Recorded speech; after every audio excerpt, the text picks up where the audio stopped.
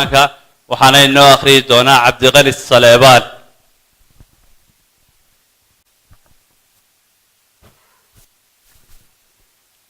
بسم الله الرحمن الرحيم إنا أنزلناه ليلة القدر وما أدراك ما ليلة القدر ليلة القدر خير من 1000 شهر تنزل الملائكة والروح فيها بإذن ربي من كل أمر سلام لي حتى مطلع الفجر. صدق الله العظيم وصدق الرسول الكريم. ونسكسي ودان دونا xalfadeenna oo ah furitaankii koobka Ramadaanta oo ay doorkan marti gelisay ama ay qabanqaabadiisa qaadatay Home Cable TV. imikana waxaanu yeeri doonaa Mahdi Jawaase oo international koobka inooga sheekayn doona wax badan ay naga siin doona. ku soo dhaw Mahdi.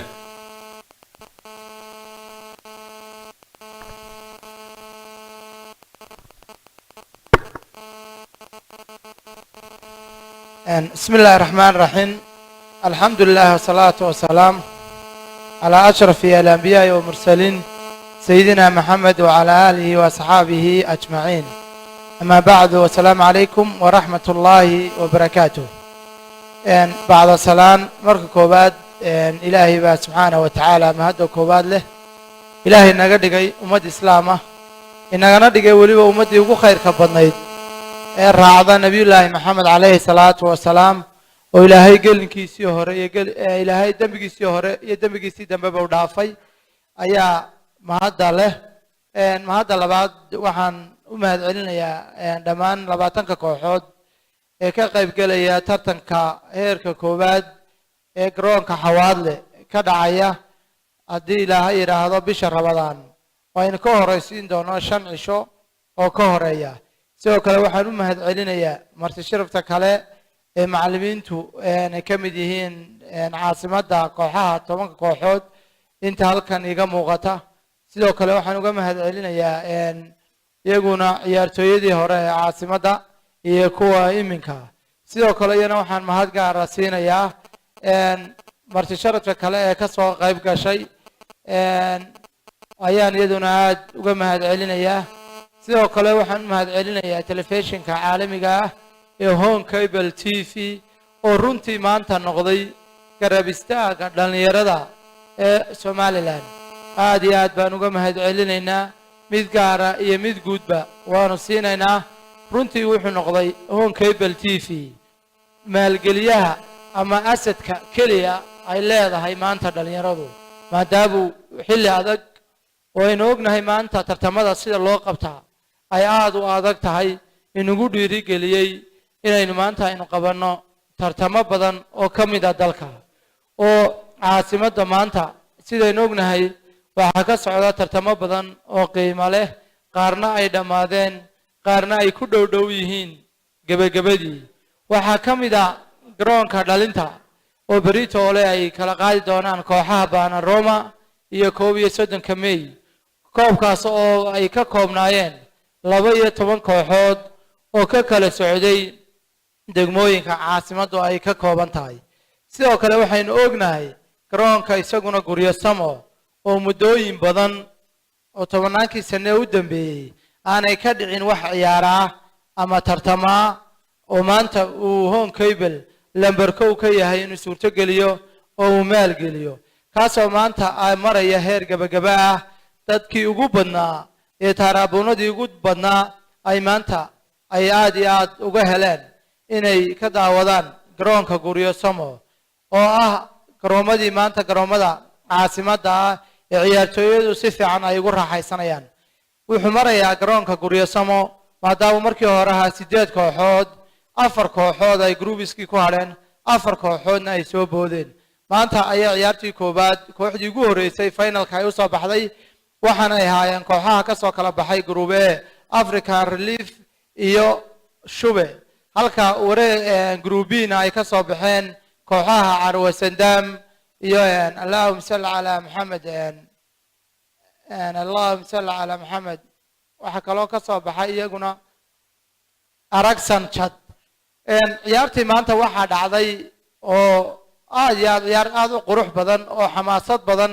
waxay dhex martay kooxaha African Relief iyo aragsan jad ciyaartaas oo kusoo gabagabowday 1-1 loona dareeray markii dambe gool kulaad ama penalties waxa dabeetana ciyaarta ku guuleystay 4-2 kooxda African Relief oo iska xaadirisay wareega guryasamo finalka waxa la sugayaa kooxaha Shube iyo Carwe Sadam oo iyaguna finalka kii soo bixi doona ay sugi doonaan ama ay u tagi doonto haddii Ilaahay yiraahdo ciyaarta finalka haddii Ilaahay yiraahdo ay wada ciyaari doonaan kooxda African Relief guntii iyo gabagabadii waynu ognahay iyo taariikhda Home Cable TV waxaynu halkan aynu ku soo koobi kareynaa maaha waxaynu ognahay in garoonka bartamaha uu ka socday sidoo kale koobka odayaasha waxaynu ognahay garoonka Turkiga isaguna inuu ka socday koobka isaguna degmooyinka oo ciyaartooyadii hore aad iyo aad baan ugu faraxsanahay waana uga mahad celinaynaa waxa kale oo jira gobolada Togdheer iyo Caynaba iyagu laftarkoodu ka socda iyo qaar badan oo iminka haddii Ilaahay yiraahdo qorshaha ku jirto oo iyaguna la bilaabayo waxaynu ognahay iminka waqti xaadirkan tartamada ayaan iyagoo badan inta aan xasuustay iminka weeye waxaynu caawa madashan aynu fadhinaa ay ka mid tahay qoratuurka xafladda group stage-ka aan doonayna inaynu ku ogaano koox walba iyo xilliga ay ciyaarayso xilligu furmayo iyo waqtiga groupka ay koox walba ay ka tirsan tahay Home Cable ayaa koobka maalgeliyay qaybta eeda oo ka kooban 20 kooxood oo caasimada ah waxa kale oo iyaguna uu maalgeliyay 20 kooxood oo kamida kooxaha biida oo aynu haslahameen dhaweyd halkan iyadana aynu joogno oo qoratuurkeeda sida quruxda badnayd aynu warbixinta ay ahayd markii ugu horeysay in live loo sii daayo oo runtii dhiri gelin badan iyo daliilo abuurtay dhalinyarta ku abuurtay iyo moral fiican waxa kale oo Home Cable ayadu ay maalgelinaysaa tartanka ka dhacaya isaguna garoonka guryasamo iyo sidoo kale garoonka dhalinta oo isaguna lagu jiro registrationkii diiwaangelinta oo koobkii socdo dhaqso loo soo gabagabeyn doono diiwaangelinta oo Home Cable labada qaybood A iyo B ba oo isaguna maalgelinayo waxa kale oo maalgelinayaa garoomada gacma dheere oo isaguna garoonkaas oo isaguna laftigiisu muddo badan isaga laftigiisu tartamada way ka socdeen laakiin tartamo official ah oo dhacay aanay jirin laakiin iminka tartan official ah oo ka dhici doono laba qaybood oo kala ah heerka siida iyo heerka koowaad garoomada dooga iyagu tiro male oo iyagu waxba xisaabin kari maayo maanta caasimadu waa wada doog aad iyo aad baan uga mahad celinayaa waxaan kooxaha 20 kooxood markaan u soo daadego duluucda 20 kooxood ee halkan ka qayb galaya waxaan ugu bishaareynaa horta inuu tartanku si official ah uu inoo bilaabi doono haddii Ilaahay yiraahdo maalinta Sabtida groupka ugu horeeya wuxuu ciyaari doonaa maalinta Sabtida iyadoo 2 ciyaarood ay dhici doonaan ee group A noqda Arbacada iyo Jimcahana waxay noo dhici doonaa ciyaaraha inoo harsan iyo Sabtida haddii ay maalin naga dhinaato iyada negotiation baynu ka soo saari doonaa waqtiga waynu ka heshii doonaa haddii la yiraahdo hal group baynu ka shakisanahay inay rabadaantu inaga soo gasho oo ah group E inta kale laakiin si kale waynu hubnaa waxa kale oo aynu insha Allah taala aan doonaynaa kooxaha in qaabkii hore iyo nidaamkii hore aynu wax ka bedelo iyo timeka sidii horeba waqtiga oo inagu yara awgeed caawa waxaynu ugu talagalay xafladan waqtiguna uu inagu yar yahay waxaan doonaynaa in dadka hadlaya halkan imanaya insha Allah taala inay hadalka soo koobaan waqtiga oo inagu yar awgii dhowr qof aan doonaynaa inaynu ay ka hadlaan dhowrka qof hadalkooda markay soo koobaan wasiirka ay noo soo xiri doona kadibna waxaynu oo inagu soo dhow kadibna waxaynu tuuran doonaa qoratuurkiina dhamaantiin waan salaamayaa farxad weyn bayna noo tahay inaan maanta iyadoo live maanta caalamka daafaha dunida oo dhan laynaga daawanayo inaan koobkii xawaadle markii labaad oo qaybta eeda aynu halkan iskugu nimaadno garoonka xawaadlo noqday kaliya leadershipka ama tusaale u noqday garoomada caasimada kubadiina waxay noqotay cid dhiiri gelisunba la lahaw home cable wax kalena loogama baahnayn kaliya haddii qalabka material sportska oo kaliya la helo inaana waxba xumaanayn garsoorkiina annagaaba gacanta ku hayno diyaaridiya inaan volunteer idinku shaqayno garsoora Ugandis oo kale oo bayno isaguna inoo jooga annagoo haddana dee dhibaato badan idin kala kulana haddana mar walba diyaar baan idinku nahay inaad cadaaladaada heshaan volunteer ilaahay mooyaane bilaadan aan maanta annagu aan wax ka dooninaa ma jirto laakiin cidda aad wax ku tihiin dee idin garab qabanaysa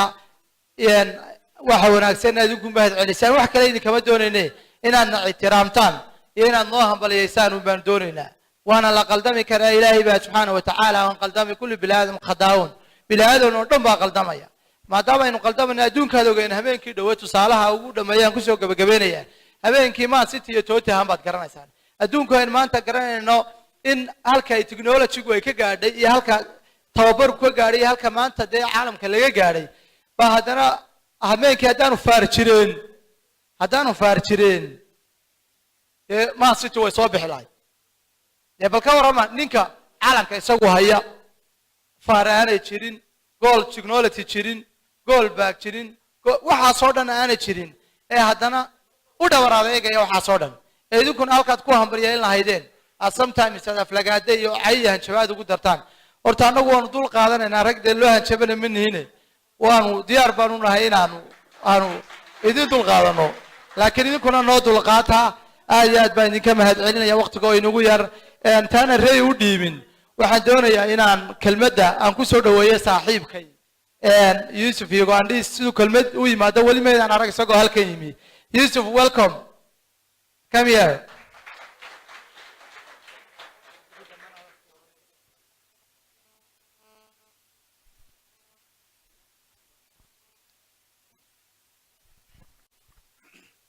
Assalamu alaikum. Yes, I'm going to speak in English, though people say it is my native language. We learn English, it is not a native. I have a personal language. So, in the first place, I want to thank my friend, I call him my mentor, my ally, Madi Jose. Yes, when I came to Somaliland, I was also doubting of coming to Somaliland because there back at home, they say Somaliland and Somalia are bad places. But I realized when I came here, it is different from the other side. This place is so peaceful. Just like home, Somaliland is my second home because it is Africa. I believe we Africans are one. You are my brothers from another mother. We are all together, created by Allah. Yes, when I go back home, I will take a nice message to Uganda and say, Somaliland is the best place to live in. People are friendly. They are so welcoming. They don't fight the way you say normally. They are Al-Shabaab, they are terrorists. Somalilanders are peaceful people and always good. Some of them will doubt me, but I will tell them I'm from there. I was there. I will have these memories in my life. I'm really profound that Somaliland is my home, and I'm happy to be in Somaliland, and I'm not regretting of being in Somaliland. I love Somaliland. I will always be a Somaliland one day. Thank you. So my advice to the players, I know it is challenging, because some players don't know rules of football. This is promoting talent. When players are given opportunities to express their views and play, this brings unity. Why football was created in Europe first of all and in Africa, it is to unite all people, not to say you are black, you are an African, you are an albino. It is for unity and to bring peace together. That's why football was created, to be played and leave it there. You always play a fair man. When you play and say, I've lost, you accept the defeat and say, next time will be mine. They always say, charity begins at home. And that charity, you need to carry outside also. So I expect the coaches and the managers of the teams always to teach the players good manners, to respect the referees, because we are not perfect. We can make mistakes and we learn from each other. Thank you. waayo aad iyo aad buu mahadsan yahay garsoore yuusuf kole waad fahmayseenoo markii hore pictureka uu somaliland ka aaminsanaa kole ingiriisda waad bareefadada iyo jaamacadaha waad ka wada baxdeen laakiin wuxuu yidhi magacaygu waa magacaygu waa yuusuf waxaana ka imi uganda markii aan kasoo tegayay uganda aan imanayey muxuu ahaa aan imanayey wuxuu yidhi waxaa laygu yidhi somaliland iyo soomaaliya waa same weeye waana meel argagixisa joogto waa lagugu dilaya waana meel intaa laysku laynayo markii aan waan ku soo go'aansado waan imi laakiin somaliland way ka duwaneeday markii dambena waxay noqotay sidii dalkaygii aan ku noolaayo oo kale maadarkaygii oo kale noqotay oo lambartuugii bay gashay marka aad baan idinka mahadcelinayaa buu yidhi marka labaad ee aan noqdana aan dalkaygii ku noqdana waxaan ka gudbinayaa picturekii iyo wanaaggii aan halkan aan ku arkay ee somaliland inay sida africa oo kale ay nabad u tahay dalkayga oo kalena ay nabad u tahay waan idinka mahadcelinayaa si aad ii soo dhaweyseen buu yidhi kubadduna maaha buu yidhi in la isxagxagto ama midab lagu kala ciyaaro keliya in waxaa lagu talagalay unbuu yidhi inaad ku midowdaan oo aad idinkuna isku dhex gashaan inta kalena dee turjubaanku halkaas ku joogaa turjubaanku waa idin dhameeyaan u malaynayaa waxaan kusoo dhawanayaa ray mahdiye yuusuf aad iyo aad baad u mahadsantihiin waxaan aad iyo aad ugu mahadnaqanaa dhammaan home cable t v oo ugu horreeya maxamed cabdi sheekh maxamuud maxamed ilig iyo farsamo yaqaanada goobtayna golo sugan oon leenahay aad iyo aad baad u mahadsantihiin iminkana waxaan u yeedhi doonaa guuleed kayse ismaaciil oo ku hadli doonaa afka kooxaha 20 kooxood ee koobka ka qayb galay guuleed kayse ismaaciil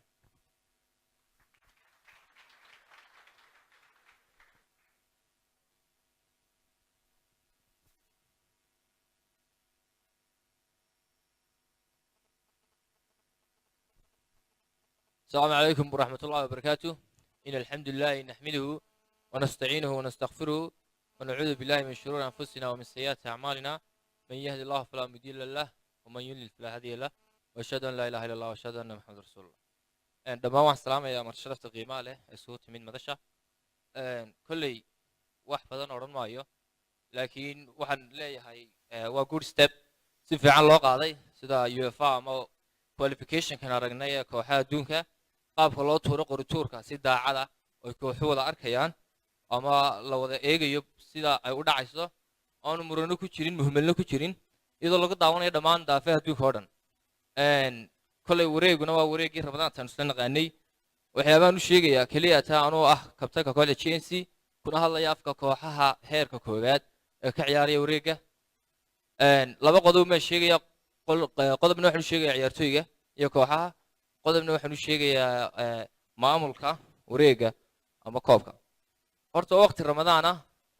kaana waxa wanaagsan in xagga cibaadada loo bato aanay noqon ciyaartu priority sidaan ugu mashquulnay inagu laftirkeenu wareegyada iyo dhowrka koobood aynu ku kala jirjirno hadday noqoto dhalinta hadday noqoto stadiumka iyo hadday noqoto xawaalaba sidaa daraaddeed inaynu priority-ga siino cibaadada ilaahay iyo salaadaha taraawiixda iyo tahajudka oo inta badan ay naga mashquuliso wareegyada ramadaantu oo ah shayga keliya markasta priority-ga siino hadday noqoto maamulka ballaminta ciyaartooyga idoo qofkii oo maanta oo dhan soomanaa habeenkii shirarka kooxaha wareegyada waxyaabahaas oo dhan priority-guna waxaan ciyaartooyga kula talin lahaa inuu noqdo soonka iyo salaada oo ah labada keliya ee ay tahay in laga faa'iideysto waqtiga ramadaanta hadalka badan iyo isjiijiidadka iyo dhibaatooyinka ka dhaca garoomada qaarkood waxaan filayaa inuu xawaalo isagu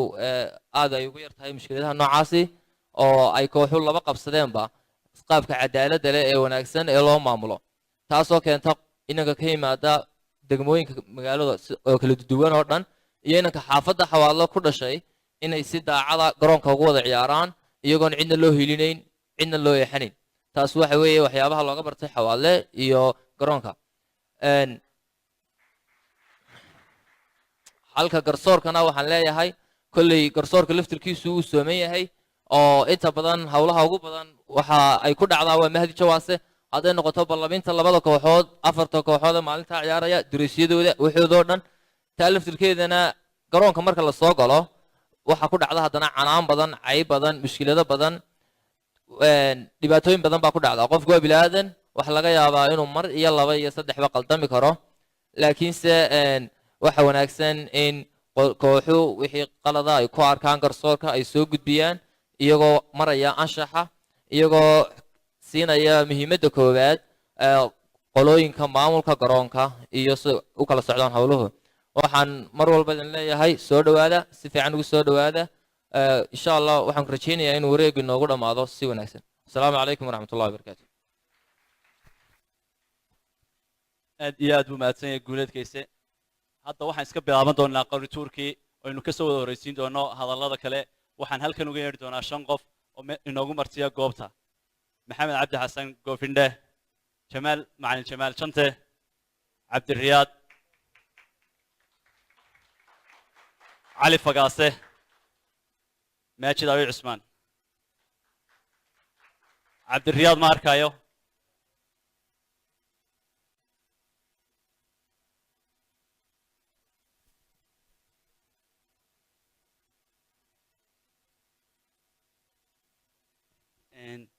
iyo mustafa gargaar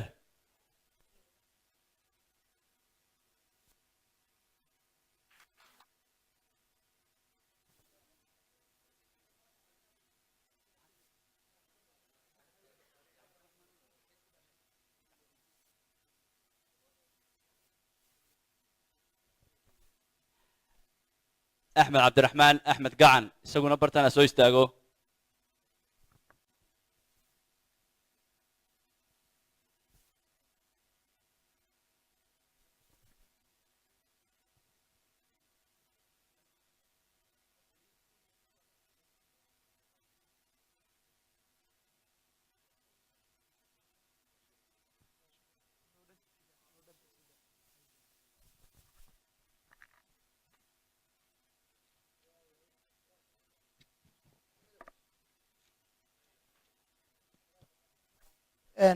gruubka koowaad ee grube waxaad ka qaadaysaa maxamed cabdi xasan ka koowaad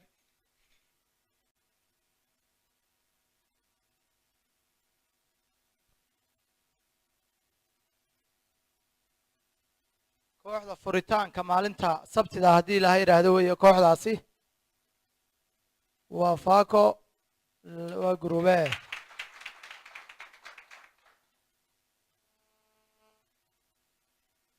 waayahay cali fagaase qaybtan aad ka qaadaysaa adigu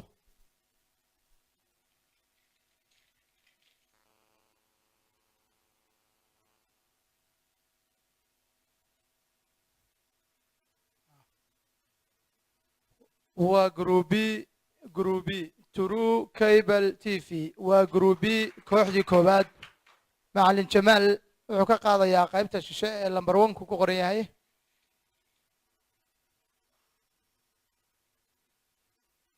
waa gruub c kooxdii koowaad gruub c kooxda koowaad gorgor waa gorgor gruub c kooxda koowaad macalin maajidna lamber 2ga ayuu isna ka qaaday haddii laha yidhaahdo waa gruub d kooxdii koowaad gruub d iyo kooxdii koowaad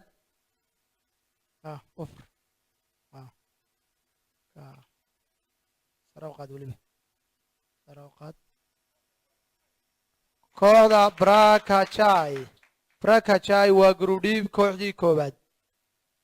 brakashai waa marna waa ingiriisi marna waa soomaali marka brakachai gb aynu kasoo dhigeenoo waa shaahii unde waaye macali adiguna qaybta 1kaad ka qaadaysaa lamber 1ka ayaad ka qaadaysaa waaye weliba warqadda marka inaad yara haysaa inaan dedejin baan doonaya markaad saaad tidhaahdaan si official u muuqato kabraddana inooga muuqato pictureka laftarkiisana laga qaado saaco style waa gruubi kooxdii koowaad waayahay waxaan u malaynayaa maxamed cabdi xasan baa isna ku soo noqonaya oo qaybta labaad ka qaadaya okay waa gruub a kooxdii lagu furi lahaa iyaduna ee labaad tii hore waxay ahayd faco tanna waynu eegi doonaa haddii ilaha yidhaahdo waxay noqoto iman tech ayay iyaduna noqonaysaa waa kooxdii labaad ee gruub a gruub b sabtiday haddii ilaha yidhahdo labada kooxood lagu furayaa insha allah haddii ilahay nafta inoo daayo saa damba beri un bay naga xigtaa haddii ilaha beri baa la jimcaysanaya labada kooxoodii kole way fadhiyaan inay diyaar garow jirda village waa gruubi waxay kooxdii hore ay kula jireen true cable tv waa yahay waad mahadsan tahay macallin waxay kusii xigaysaa isku xigtaan u wada group c ciddii la ciyaar lahayd ciyaarta koowaad oo group c markii horena waxaa kooxdii hore waxay ahayd gorgor f c carwa sadam iyo gorgor ciyaarta koowaad ee group c waxay isla noqon doonaan gorgor iyo carwa sadam okay majid xagshiya waa sax group d ciyaartii koowaad ee group d kooxdii horena maxay ahayd baraka shaahi barakaysnaa bay noqonaysa markaas soo maha carwo dhammays iyo baraka shaahana dee kule waa iska shaahiya oo iska garanaysaan qoladaas aad bay usoo shaahaynayaan baan u malaynayaa baraka shaah qoladana dee waa dhammays style oo iyaguna aad bay usoo labisanayaan baan u malaynayaa marka halkaas ciyaartu ka dhacaysa waayo group e oo ciyaartii iyaduna kooxdii hore taga qaran saaca style waaye waa group e axsan ansax construction company iyo saaco style waaye style ba halkaana waa dhismihii iyo qoladaasoo dhismaha aad u taqaana iyo qoladan oo styleka weli stylekii waa meesha ku jira laakiin dhismaha ayaan malaynayaa inuu xaaladiisu oo kay noqon doonto nayu hargeysa oo group a ya faco imentach iyo nayu hargeysa ayaa group a isla wada noqonaya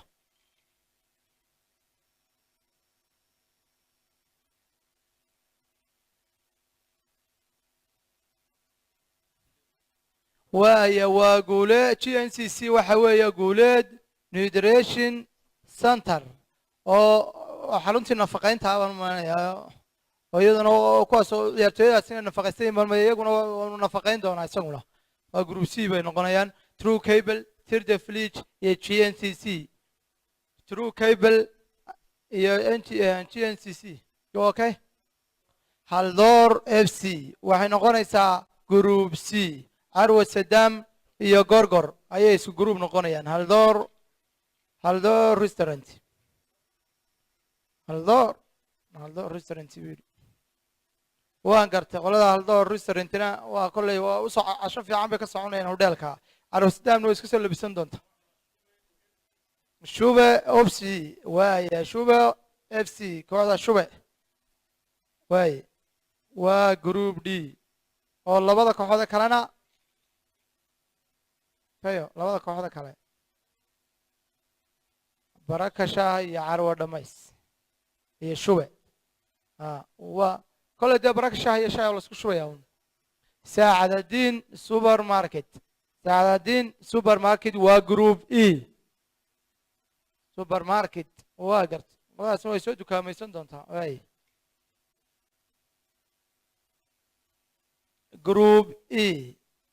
group A oo faco ayman iyo nayu hargeysa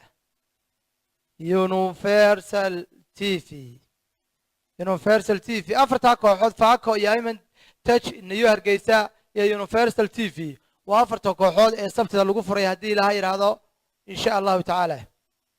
waaye shacabka FC shacabka waa group B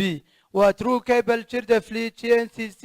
iyo shacabka waa kooxdii afraad iyaduna arbacaday noqon doonta haddii ilaha yidhaahdo group B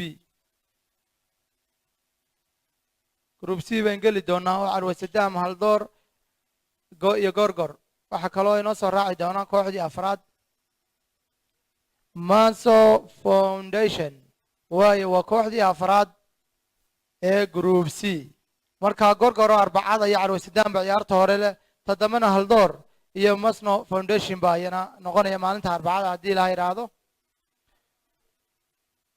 waxaan leeyahay maywa group C weeye kani iyagu wax jimcahay noqonayaan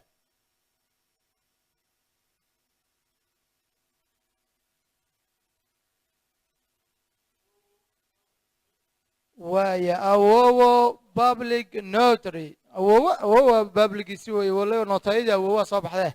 notayada awowo marka horeyda waa gorgor iyo carwa sadam iyo haldor iyo may baan maanay halkaa waa group C ma aha group D buu noqonayaa waa baraka shaah iyo dee iyo shubo iyo carwo dhamay soo ma ahayn iyo awowo groupkaas saasuu ku xidhan yahay groupihii kooxdii hirsanayd caanaha riyaha restaurant qoladaas caanaha isoo cabeen geelaynu naqaanay waaya yaa isku group noqonayaan ii markaa saaco ansax iyo saacadadiin iyo caanaha riyaha aad iyo aad bay u mahadsantihiin macallimiin noo yara fadhiista waxaan idiin sheegaya haddii ilaahay iraado si qurux badan baad maalkayseen oo cadaalada group walba kole waxaan madayn ogaaday khudbadahan soo kookoobaynaa ha loo samro aad 4 qof oo keliya ka dhiganaa khudbadaha haddii ilaahay iraado oo macallimiintu ay ka mid yihiin markaa aadna ugu samra iyagana waxaan ka codsanay inay soo koobaan kabacdina maadaama jimco yihiin waxaynu u dedejinay nin walba inaad hawlahaaga aad iska wadato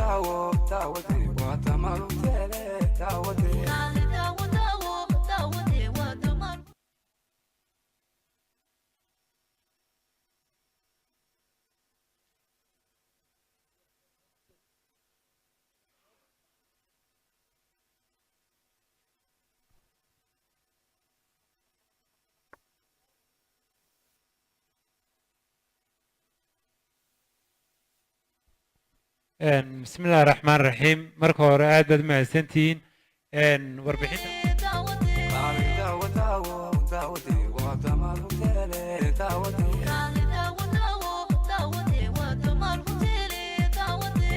لسوا قبتها هدي الله يدمو إمك صور كان يواسي جماعة طبعا هلك وحاطة كم غدا أفر كوحات لبا كوحات سوردو دي وين كجارسين كرويني يكون هورن وقوم يسوق بين إن شاء الله sanadkii kuna waxaan isbarbar dhigi doonaa sanadkii hijriyada iyo sanadkii miilaadiga si la iskugu fahmo haddii aan la idmo sanadkii 1443 hijriyada oo ku beegnay 2013 miilaadiga koobka bisha Ramadaan kooxaha heerka koowaad ee garoonka Xawaadle waxa iskugu yimid labada kooxood waa Shanfool iyo kooxda Shube kooxda Shanfool ayaana ku guuleystay koobkaasi dabcan hadda sawirkeedii ma muuqdo laakiin waan ka cudur daarannaa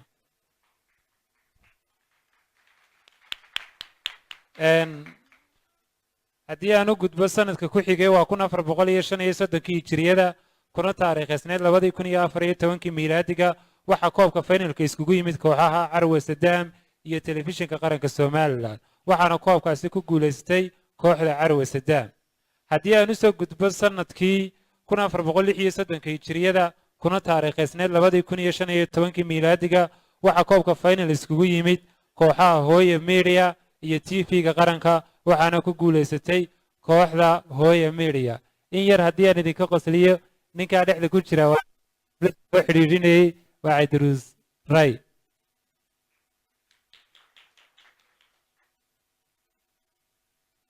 sanadkii 1437 hijriyada kuna taariikhsneed 2016 miilaadiga koobka kooxaha heerka koowaad bisha Ramadaan garoonka Xawaadle degmada 26 Juun magaalada Hargeysa waxa iskugu yimid kooxaha Barre Construction Company iyo telefishinka Home Cable TV oo caawad si toos ah u tabinaya arintan qorituurka waxaana koobkaasi ku guuleysatay kooxda TV-ga qaranka kamaradana si toos ah TV-ga ugu qabtaan ayaan rajaynayaa Home Cable TV waan sheegay yani kamarada maadaama iyagu live-ka deynayaan toos ugu qabtaan baan leeyahay sanadkii 1438 hijriyada kuna taariikhsneed 2017 miilaadiga koobka finalka waxa iskugu yimid kooxaha Anfac Group iyo sidoo kale Xawaadle waxaana ku guuleysatay koobkaasi Anfac Group wata kooxda Anfac Groupna sanadkan hadda aynu ku jirnay ka horeeyay 1439 hijriyada kuna beegneyd 2018 miilaadiga waxaa koobka finalka iskugu yimid kooxaha Rift Valley iyo kooxda Aadan 19 waxaana ku guuleysatay kooxda Rift Valley sida halka hadda aad ka arkaysaa waa markii garoonka ay soo galayeen iyo garsoore Mahdi oo markaasi kubaddii lagu tartamayay gacanta inoogu haya sawirkanna waa isla Rift Valley haddii aan in yar ku noqdo kooxda ku ciyaarsay magaca Anfac Group si kale ayaan loo qaadan waa isla kooxda Rift Valley oo markaa ku ciyaarsay magaca Anfac Group kooxda Rift Valley amba markaa Anfac Group ku ciyaarsay iyo sanadkii ugu dambeeyay iyada ayaa ku guuleystay labadii koob ee ugu dambeeyay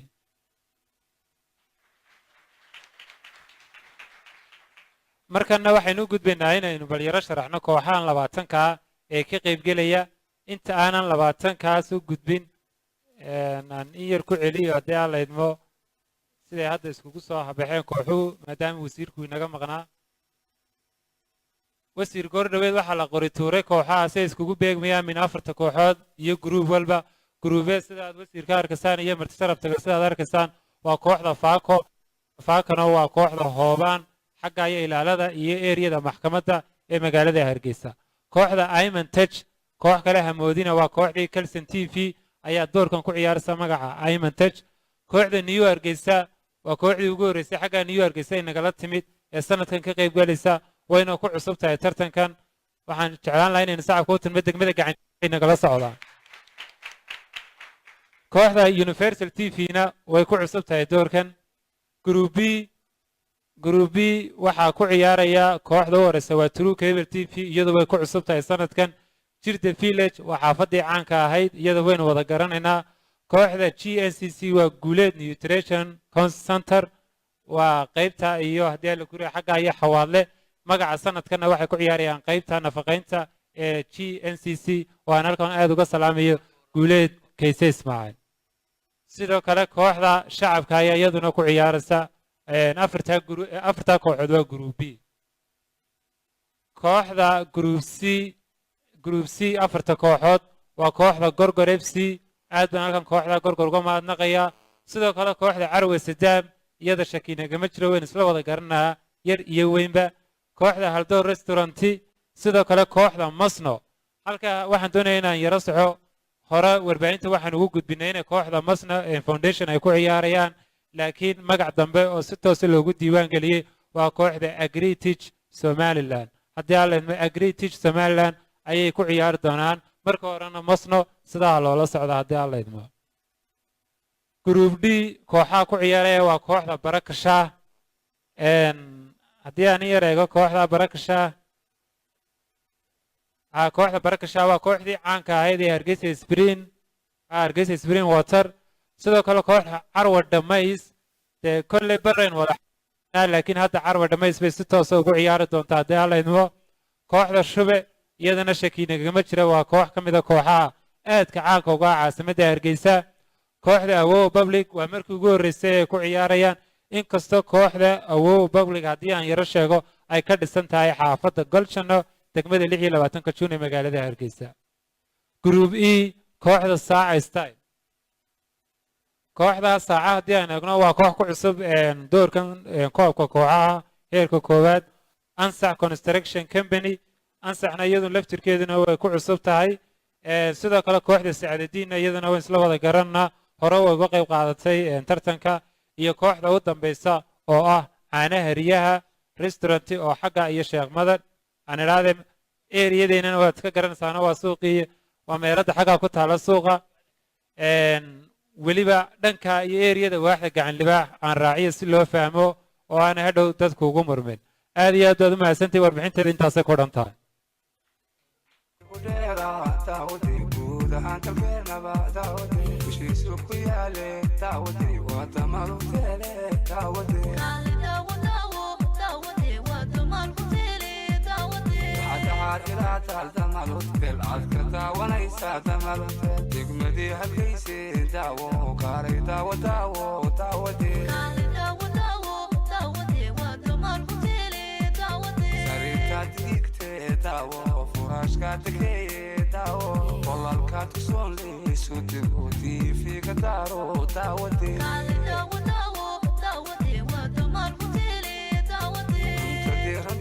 دمال هوتيل دمعتين معان تاي دمال هوتيل iminka waxaan ku soo dhoweyn doonaa guddida koobka maxamed iyo shucayb halkan soo wada istaaga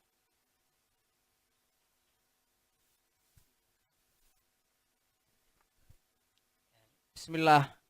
waxaan aad u salaamay marti sharafkan halka isku timid ugu waxaan u mahadnaqayaa kooxaha 20 kooxood ee halkan iskugu yimid ee rabadaanadii hore kuwa nagala soo qayb galay iyo kuwa rabadaanada kuwa nagu cusub waxaan u mahadnaqayaa ciyaartoydii muxuu ahaa heerka koowaad ee nagala soo qayb galay iyo macallimiinta iskugu jira aad baan ugu mahadnaqayaa anoo ku hadlaya magaca garoonkii xawaadle koobka koobkaasi wuxuu waxa weeyaan koob laga bilaabo wareega eeda wuxuuna ku mahadnaqayaa hadalkaygu wuxuu badan yahay mahadnaqayaa nagala qayb qaadatay muxuu ahaa koobka oo si wanaagsanna noo soo dhaweysay annaguna aad baan u soo dhaweynaynaa muxuu ahaa home cable waxaan aaminsanahay inay hayso shaqada iyo wasaaradda ciyaaraha oo mahadnaqayaa sidhwadayaasha garoonka haya oo siyuuna muxuu ahaa siduu mahad ka dhawaajiyey noo shaqaynaya bilaash noogu shaqaynaya aad baan iyaga u salaamayaa waxaa nagu jira waxaan u soo dhaweynayaa sidhwadayaal ajnabiya nagu jira oo iyaguna aan garoomada kala dheernahay oo aan ahayn qabiil iyo waxba ahayn marka aad baan sidhwadayaasha soo dhaweynaya waana salaamaya intaas maxaa marti sharafka iminkana waxaan ku soo dhoweyn doonaa isla guddida koobka cabdiraxmaan axmed بسم الله الرحمن الرحيم الحمد لله رب العالمين لما مرتي شرفتا هذه أدبرني سلام يا أمريكا كوباد وسيرك من مرة قدوميها يا راح حسبك ودني يو كوحا سيدا قروح بدل لو قصوا قيب قلي حفلة لو فرد دونو خوف كربضان تا LFLA انت كبعدي هرتين تيجي هريسة وحكا الله ينكا قدومي قدي الجرون كود يشرنو واحد بدن بما يهرين لكن بدون كير نقول لها إن شاء الله تعالى أم بقى نقدر لها أنا قولي بنا قال يا في قدي ده وحن لير هدي لها قوحة ويو سنة كمان سنة سيستم بدنا عصب سكر لي أو كوب كسيدي هراء وحي أبى بدن بيسكب بدلي سيدا والأرك سانو وحي مكا لايف لوجسو دينيا أو دوا هرمون سمعني أو أدي هذا نقوم أنو شركة هون كيبل فكرة ده يسوق لسي kooxaha waxaan leeyahay sanadkan insha allahu tacaala haddii la hidhaa waxaan aad iyo aad uga codsanaa inay si fiican noola shaqeeyaan oo ay dareemaan dhibta aan hayno iyo dee hawshaan hayno inay la dareemaan insha allahu tacaala aad iyo aad baan mar labaad iyo mar saddexaad baan ku mahad celinayaa guddida iyo marti sharafta iyo kooxahaba iyo howlwadeennada inoo shaqeynaya aad iyo aad baad dhammaantiin mahadsantihiin wassalaamu calaykum waraxmat ullahi wabarakaatu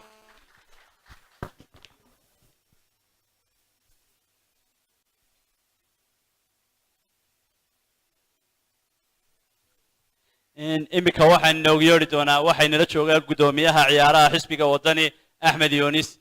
axmed xoogayaha ciyaaraha xisbiga waddani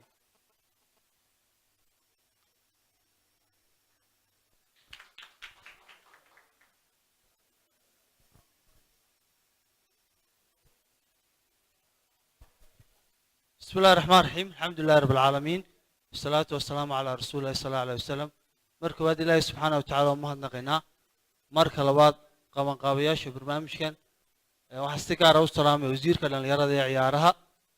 boos mire iyo dhallinyarada qurux badan ee xaggan ka soo qayb galay farxad bay ii tahay inaan ka soo qayb galo mar dhaweyd maqribkunbaa qolo dhallinyaray igu yidhaahdeen noo kaalay markaa waan ku faraxsanay in imaado waxaa si gaara ugu mahadnaqaya home cable t v oo beryahan dambaba aad mooddo inuu doorkii ciyaaraha soo nooleeyey ciyaaraha waxaan u baahanay inay ciyaaruhu horumar gaadhaan si dhallinyaradu qorshe fiican u helaan marka koobkaa rabadaanta ee xawaarle lagu qabanayo farxad bay noo tahay inaanu ka soo qayb galno ciyaaruhuna waxay muhiim u yihiin oo bugdhig u yihiin qorshaha koowaad ee qaranku leeyihi marka in ciyaarihii dalku soo kobcayaan oo weliba dadkii community-gu inta badan ka qayb qaadanayaan oo wax weyn oo lagu farxo marka caawa kelmaddeenu waa hambalyo oon bogaadinaynaa rabadaan oo soo socota waxaan dhallinyarada u rajaynaa insha allahu tacaala inay isdhex galaan ciyaaraha waa walaaltinimo iyo waayeelnimo iyo wax isa siin marka ciyaarahaasaan u baahanay inuu horumarino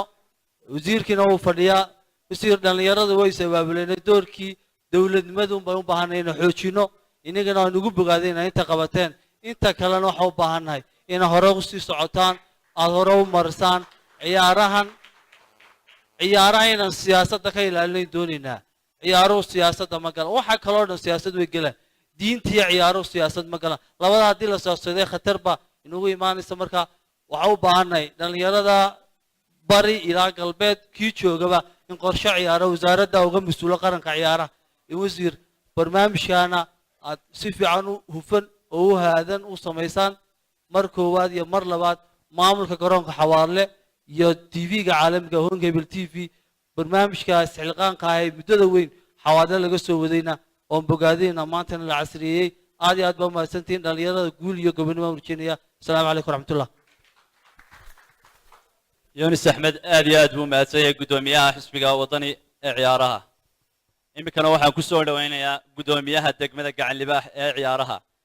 cali fagaase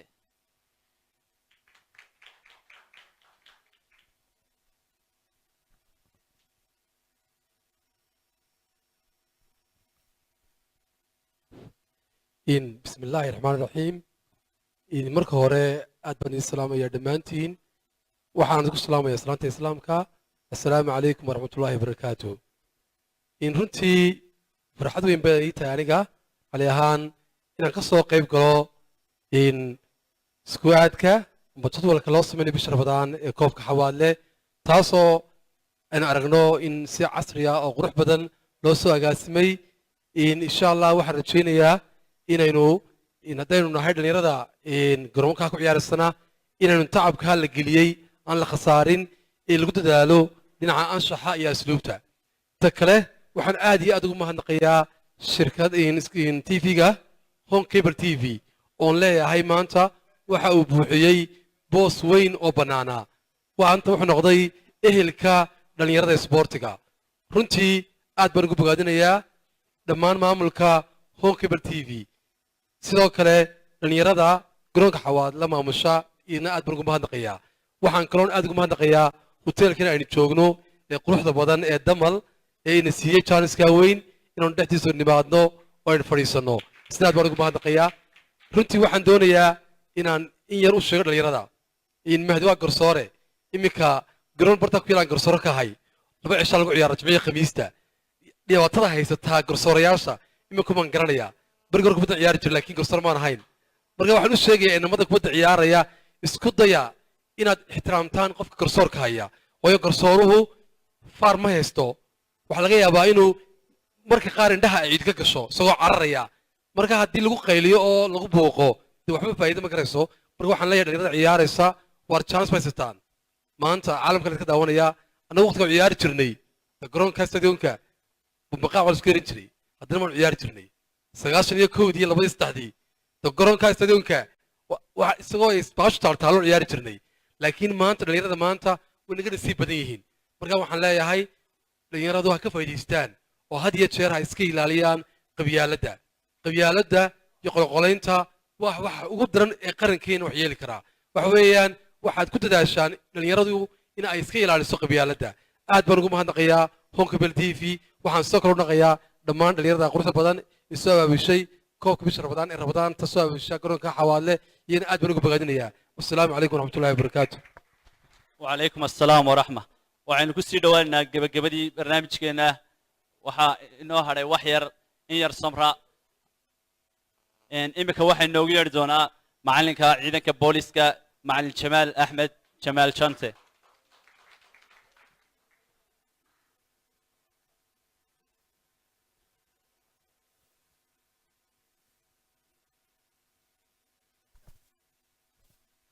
بسم الله الرحمن الرحيم السلام عليكم ورحمة الله وبركاته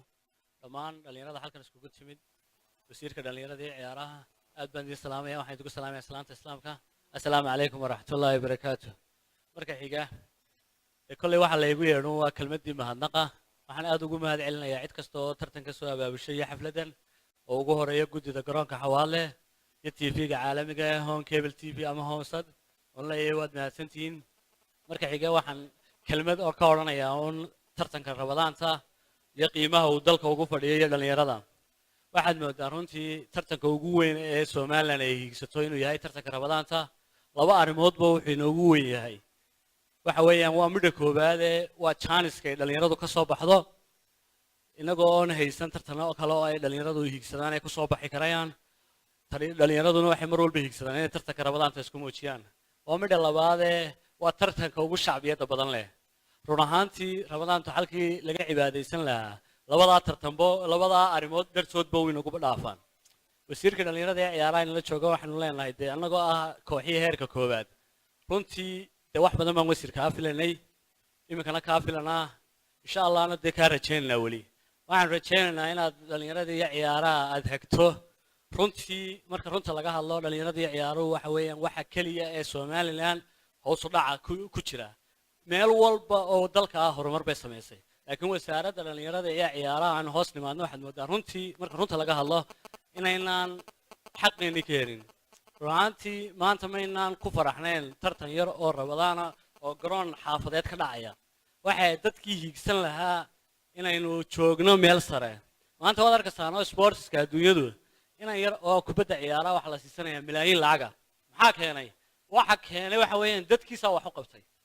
maanta in Neymar iyo Messi iyo waxaaynu ku maranaa waxa keenay waxa weeyaan dadkiisa wax u qabtay inagana run ahaantii waxay ka tahay dadka sportska mooyaane inta kale ay nagu xeeran ama ganacsada noqdo ama wasiir noqdo ama cid walba noqdo runta marka laga hadlo waxa weeyaan waxay u tahay sportsku in la ciyaaraan waynu ogeeyno sportsku faa'iidadu leeyahay maxamed rasuulullah waa isagoo oo tukanaya ayaa inaan yaro awow yahay ayaa dusha ka koray oo ku ciyaarayay sujuudi buu ku raagay runtii dadkii la tukanayay oo dhan way warwareen waxay isnaa rasuulkii taloma la dilay markuu soo toosay ee salaamu calaykum markii la soo badan rasuulkii ilaahay maxaa ku helay wuxuu yiri inaan ka yaraan awow oo hayba igu ciyaarayay waxaan isla ciyaarta ka jeedin waynu ogeeyno nabi muuse markii aabi laga kaxinay walaaladii ay ka kaxaysanayeen markii wax walba ku akhriyeen uu diiday inuu dee kaxaystaan maxay markii dambe ku kaxeeyeen waxay ku kaxeeyeen waan soo ciyaarsiinana ciyaartu waxa weeyaan ruuxaantii sportsku waxa weeyaan waxa kaliya wax walba laga maarmi karayo maanta waynu ognoo dhalinyaradeennu way taariibtay badahay ku dhinteen qaar dhibaata ku haysata meelay joogaan waxa keenay inaan ka dhalinyaradii muu waayin dee nolol muu waayin maanta waad ogtiinoo dee jaamacadaad ka baxdeen waad shaqaysataan runtii dee alxamdulilah way dalku ku jiraa laakiin dadku maxay waayeen waxaynu weynay ee laga yaacaya waxa weeyaan waa sports la'aan weeyaan waxa weeyaan IOM waxa weeyaan waa anti taariibta Soomaaliya waxay qiimeysay dadka Soomaaliland ka baxa 90% waxa weeyaan 25 jir ilaa 15 jir inta u dhaxaysa qofka inta da'da jira ma waxay kula tahay wuxuu taariibay inuu nolol daydayo ma uu taariibin waxa weeyaan laakiin wuxuu waayay waqtigii uu dhididi lahaa waayay inamada moobilada qaadanaya baahima haysatay laakiin waxay waayeen inay dhididaan bay waayeen markuu qofkii waayo wuxuu jirkii ku maaweeliyo wuxuu sameeyaa wax kasta oo uu sameyn karayo waxa weeyaan ragga qaar baa marka la xidho waalidiintii markay saldhigyada u imaadaan la yidhi waxa weeyaan dadkii ay wax haystaan laakiin maxay ka waayeen dhalinyaradii waalidkoodii cid walba inay ciyaaraan runtii waxaan leeyahay wasiirka dhalinyarada ee ciyaaraha aad baad mahadsantahay runtii inkastoo naan arag wasiir ciyaareed oo mar walba nala jooga haddana waxa weeyaan waxaanu kaa filanaa waxa weeyaan inaad dhalinyarada hagto inaad dhalinyaradu hesho waxay kaga maaranto tartanka rabadaanta inaad dhalinyaradu horyaalla ciyaarto jaararka la soo ciyaarto ay kor u socoto waxaan aad iyo aad ugu mahad celinayaa cid walba tartan soo abaabushay xafladan anigoo hadalka ku yara dheeraaday aad baan idin raali gelinayaa aadna waad mahadsantihiin dhammaantiinba aad iyo aad buu mahadsan yahay macalin jamaal imika waxaan kusoo dhaweyn doonaa macalin ka mid ah macalimiinta kooxahan ku jira koobka intaanan kusoo dhaweyn meesha waxa fadhiya taageeraha ugu xamaasada badan waa inanka gadhka weyn leh khamiiska xidhan cabdirisaaq garoonka xawadle waa taageeraha ugu xamaasada badan leh waxaan kusoo dhaweynayaa axmed cabdiraxmaan axmed gacan inuu laba kelmadood halkan ka idhaaho inoona soo gaabiyo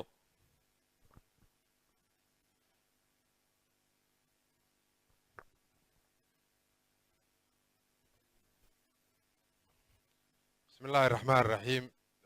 ugu horeyn waxaan halkan ka salaamayaa wasiirka wasaaradda dhalinyarada iyo ciyaaraha dhammaan macallimiinta ciyaartooyga iyo guddidii tartanka iyo dabcan home cable TV iyo qoladii hudheelkon iyaguna aad ugu mahadnaqaya runtii mahadnaq ka sokow waxaa aad iyo aad u muhiima inaynu xusno halkan xafladdeenu isugu nimi oo ah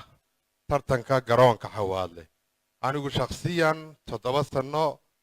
ayaan u malaynaya halkan waxaa laga sheegay 7 sano waxaan u malaynayaa inaan 5 sano macallimiintii ka qaybgeliyaan ka mid ahaa runtii aad iyo aad baan ugu mahadnaqayaa nimanka dhalinyarada ee shabaabka ee wakhtigooda geliyey maanta waxay ahayd kuwii iyaga tartanna loo qaban lahaa laakiin inay roolka ay tartanna ku qabanayaan qaataan aad iyo aad baan ugu mahadnaqayaa waa in qaranku u mahadnaqo cid walbana inay u mahadnaqdo runtii maynaan garan waaye midna sidaa jamaal sheegay roolkii wasaaradda dhalinyarada iyo ciyaaruhu inkastoona wasiirka oo keliya ku canaananayn boos mire aad iyo aad baan ugu mahadnaqaynaa time badan buuna siiyey waxaana soo martay oo runtii xaqiiqo ah oo intayada waaweyn aanu ka war haynaa wasiir la soo baryi jiray inuu halkan imaado uu dhalinyarada kala qayb galo aad iyo aad baan kuugu mahadnaqaynaa wasiir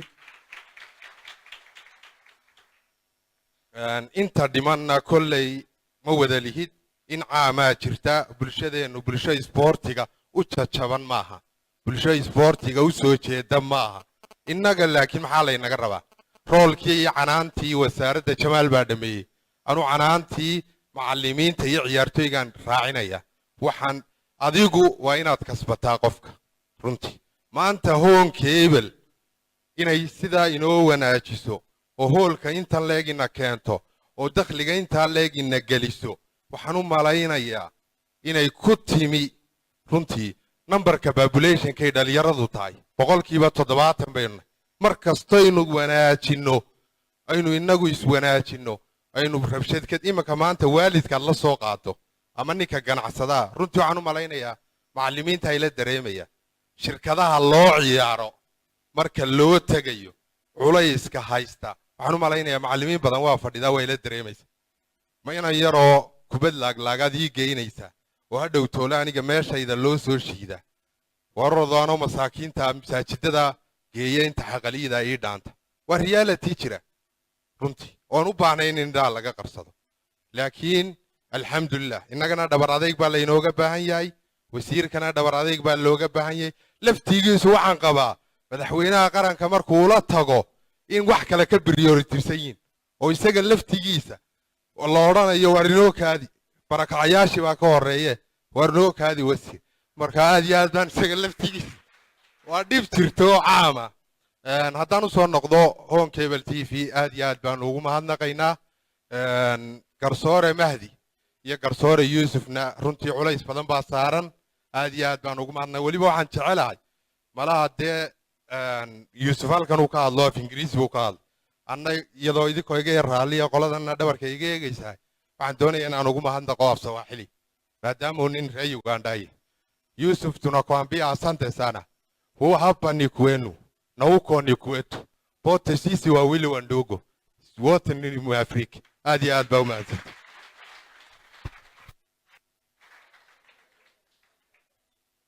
أحمد عبد الرحمن عظمي آدي آد بو مهدسن yahay iminkana waxaan ku soo dhaweynayaa maxamed cabdi xasan oo ah ciyaartoy ka tirsan dowladda hoose kana tirsan gobolka Maroodi Jeex maxamed cabdi xasan isna sidoo wasiirka ugu soo dhaweeyay markaa محمود عبد حسن مع الأسف بسم الله الرحمن الرحيم السلام عليكم ورحمة الله وبركاته إلهي بقى مهلا حفلة قيمها بدن سوكا كاني waxaa kaloo mahadnaqayaa gudida qabanqaabada xafladan koobka xawaadle waxaa kaloo mahadnaqayaa wasiirka dhalinyarada ciyaaraha oo runtii mar walba noo yimaada ciyaaraha goobaha lagu xusayo waxaa kaloo mahadnaqayaa macallimiinta qaaliga halkan jooga ciyaartooyada kala duwan runtii hadalka intii badnayd waa la yidhi waxaa kaloo mahadnaq ku daraya home cable TV oo isaguna hore iyo haddaba ciyaaraha qayb badan kaga jiray oo lixaad leh oo runtii haddii tebinta tahay iyo haddii ay taageero tahayba isagana aad baan u mahadnaqayaa oo ugu horreeya guddoomiyahooda farxaan iyo agaasimaha iligoo runtii aanu ciyaaraha markii aan soo gelayay aan isku soo gaadhnay maanta caawa wuu maqan yahay waxaan ku daraya aan ku dardaarmay waxa weeye innaga waxay nala gudboon waxa weeye inaynu dhaqankeenna iyo akhlaaqdeenna wanaajino garoonka xawaadlo ee maanta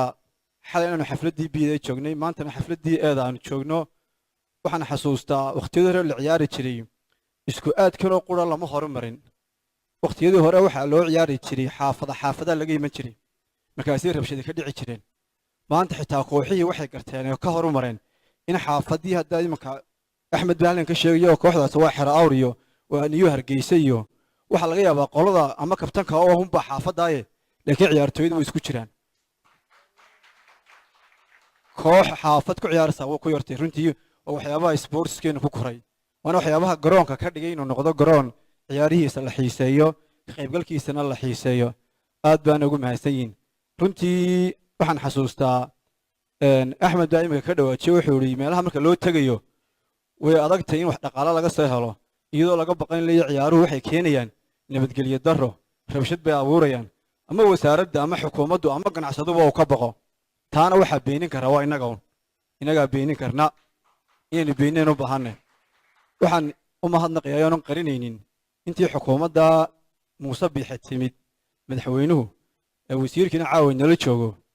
tartamada imanka magaalada ka dhacaya ee garoon walba lagu qabanayo ee xitaa garoomada yar ee barayfadka iyo roogga lagu qabanayo waxaana soo maray waqtiyada qaar ama dhiijiyadii ama mas-uuliyiintii wasaaradda joogay ay noo diidi jireen iyago waxba noo qabanaynin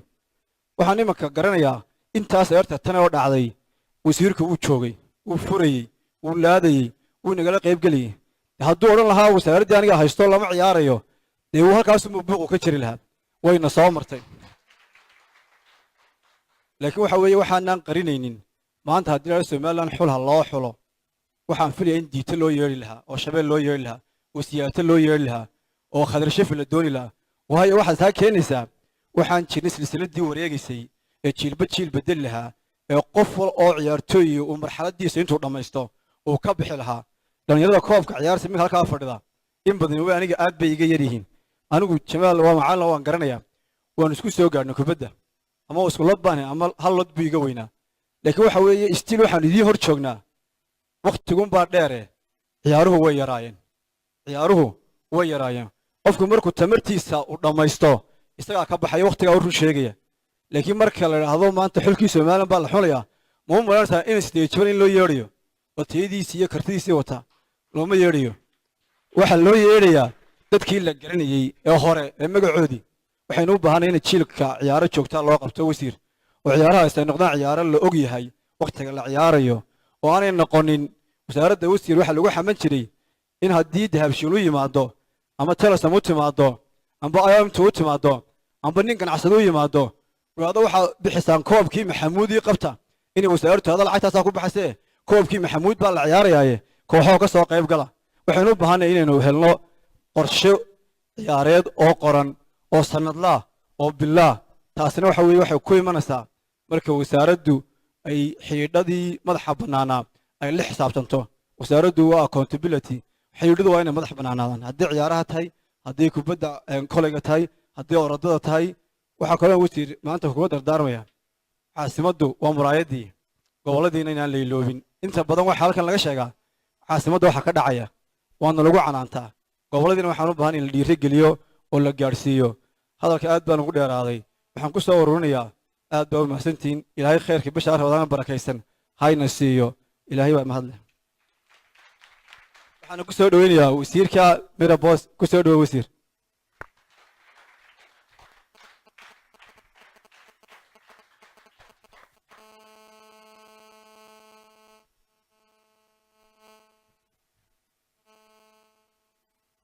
أعوذ بالله من الشيطان الرجيم بسم الله الرحمن الرحيم والصلاة والسلام على سيدنا محمد waxaan halkan caawa isku soo taagay inaan uga mahadnaqo dhammaan ciddii soo qabanqaabisay wareegan ciyaaraha ramadaan dhammaantood u mahadnaqo tiimamka ka qaybgeliya aan ka soo bilaabo garsoorayaasha aan ka soo bilaabo macallimiinta iyo ka soo bilaabo guddida waan ku arko inama dhallinyaraaba inay guddidii ku jiraan iyana ha inoo soo barbaaraan ilaahay inoo soo barbaariyo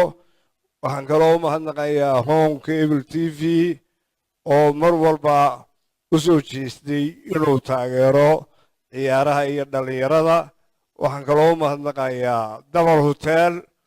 oo iyana sidii hore loogu sheegay labada habeenba lagu qabtay xafladda waxaan halkan idinkala dardaarmayaa inaa ciyaartaan ciyaar wanaagsan oo nabadgelyaa oo qurux badan waayo life baa laydin daawanayaa lifeka halkaa marka caasimaddii matelaysaan ood halkaa ku ciyaartaan sidaa u ciyaartaan unbaa inanka ceergaabo ka daawanayo ka boorame ka daawanayo ka lascanood ka daawanayaan ay ku dayan doonaan waa laydin daawanayaa iminka mar haddii laydin daawanayo ciyaar qurux badan oo ilbaxnimo ku jirto oo isku tanaasul ku jiro oo saaxiibtinimo ku jirto waayo labada tiim midunbaa badinaya laba tiim oo wada badinaya meesha may joogaan labada tiim midunbaa badinaya laakiin waa inaad si qurux badan oo dhallinyarada dambena ay ku soo hegsato aa u ciyaartaan waxaan kaloo halkan kelmad ka odhanayaa yonis malaa intuu hadlay buu tegey wakiilka waddani waxaan leeyahay isagana maanta si wanaagsan buu u hadlay in ciyaaraha siyaasadda laga saaro buu u hadlay siyaasaddan awalba annagu maanaa siyaasadaynayn mar walba waxaanu taagnayn ha laga saaro oo ciyaaraha iyo siyaasadda hala kala fogeeyo waa dhoweyso waxa dhacay konifa ayaami aynoo timi iyadoo ay konifa shirtay oo soo ogolaatay in somaliland lagu qabto oo fact finding mission ay soo dirtay oo fact finding missionkiina ay garteen inay ku qabtaan oo iyagoo eegaya capacityga aynu qaadi karno 16 waddan lagu qabto somaliland baa iyadoo la siyaasadeeye lalahaa annaga waddankayga laguma qaban karo waxyaabaa inaan hore u soo arag haddii maanta uu yoonisna taa gartay aad baan ugu tahniyadaynayaa waxaan kaloo u sheegayaa ama mucaarid ama muxaafid wixii tala ciyaareed haya diyaar baanuuna inay noo keenaan halkii wax laga qabanayo idinkana waxaan idiin sheegayaa iyo dadka caasimadda agagaarkeeda ku nool annaga dee mas-uuliyaddana saareen somaliland oo dhan bay naga wada saaran tahay marka aanu garoonka burco roogga dhigayno ama ka berbera dhigayno ama ka ceergaabo wixii lagu dhisi lahaa baanu doonaynaa idinkama maqnin waxa yimid tan ciyaaraha wareegyadii waynu qabsan doonaa haddii alla yidhaahdo ramadaan unbaa dib looga dhigay waxaanu ku tala jirnaa inuu mar waddanka ka wada bilaabmo horena waan idinku sheegay insha allah markay ramadaan dhammaato sanad walbana ay sidaa noqoto innagoo halkaa doonaya inaynu uga sii gudubno inaynu yeelno national team waayo bay 2020 waana inoo imanayaa tiimkii inoo ciyaar lahaa inuu inoo sii samaysan yahay baa la doonayaa inuu xeraysan yahay baa la doonayaa tababarayaal wataan habeenkii horeba idiin sheegay naylagu caawiyey baa jira FA Cup-ka iyo Norway-ba oo inoo tababari doona haddaynu xeraysanno annagu intii dowladdanu ay jirtay waxaanu wadnaa oo waa dadaal baanu ku maqannahay taladiinnana diyaar baanu nahay inta badanna waanu idinla joognaa wixii markaa laakiin mushkiladda jirta waxa weeye 70% baa dhallinyaraha waddanka 70% dowlad keliya oo kafaynaysaa ma jirto dowlad shicib dhalinyaro baayac mushtari in la iskaashado oo la iskugu tago baa wax lagu noqonayaa oo gacmaha la isqabsado in laga baxo qabyaaladda iyo muranka iyo gobolaysiga iyo waxa oo hore loo jeesto dhallinyaradeenna loo wada dadaalo baa lagaga baxayaa insha allahna way ku sii socotaa maalinba in baa kordhaysa aad waxaan mar labaad iyo mar saddexaad ugu tahniyadaynayaa guddida iyo guddoomiyaheeda garsoorayaasha macallimiinta iyo dhammaan dhallinyaradii kale ka soo qayb gashay ciyaar wanaagsan baan idiin rajaynayaa mid kale waan idinkula dardaarmayaa waa bisha ramadaan waa bil barakaysan waa bil markay sanadina soo marto aan dib u soo noqonayn sanadkaa tegaysa cibaadadana lagu dadaalo ana la ciyaaro labadaba maasha allah aad baan idin wada salaamayaa wasalaamu calaykum waraxmatullaahi wabarakaatu aad iyo aad buu wasiir kuu mahadsan yahay boos mire iminka waxa uu noo guddoonsiin doonaa shahaadooyin marka in yar wasiir noo yar taagnow waxaan u yeedhi doonaa axmed cabdiraxmaan cadami macalin axmed cabdiraxmaan cadami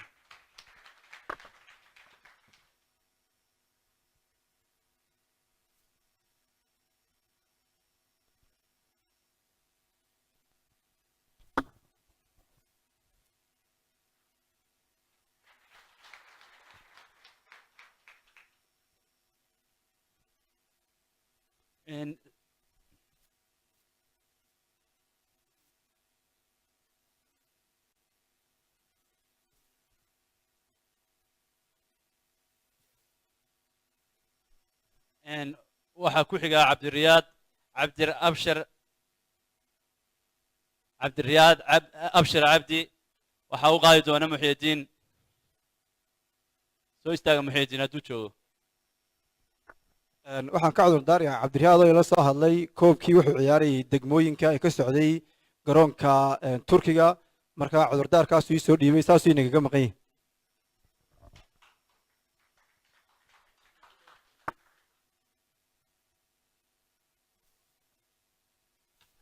cabdiriyaadna waa ciyaartoygii ugu akhlaaqada wanaagsanaa koobkii hore rabadaanta ilaa hadda cid ka akhlaaq wanaagsanba garoonka may soo marin una dulqaad badana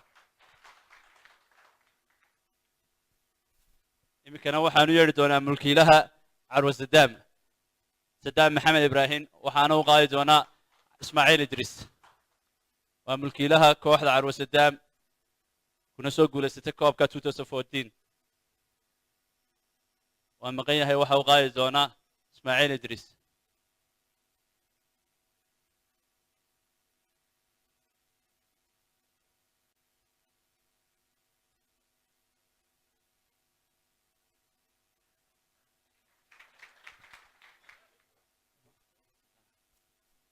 aad iyo aad baad u mahadsantihiin dhammaan shaqaalaha hoteelka iyo hoteelka damal in yar haleer